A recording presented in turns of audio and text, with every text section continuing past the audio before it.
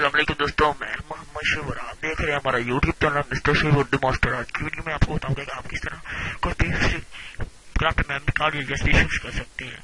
तो अगर आप सोच रहे हैं कि आपका मेमोरी कार्ड खराब हो गया और फेंक रहे हैं, तो ना मत फेंकिए क्योंकि वो बिल्कुल ठीक पड़ा है और उसमें डेटा महफूज है।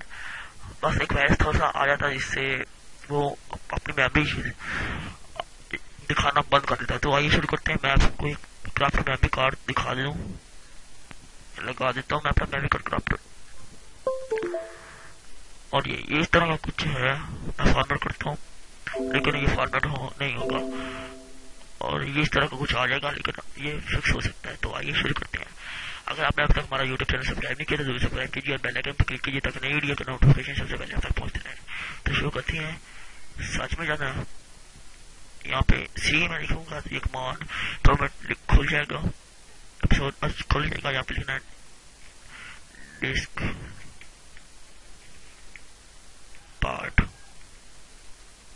इंटर करेंगे तो राउंड स्टेट हो जाएगा और फिर लिखेंगे डिस्क पार्ट, इंटर करेंगे तो अब हमें लिखना है यहाँ पे लिस्ट डिस्क, स्पेस दे देते हैं। और ये देखिए दो शो हो रही है, एक मेरी हार्ड डिस्क है और दूसरा मेरी पेन ड्राइव लगाई हुई है।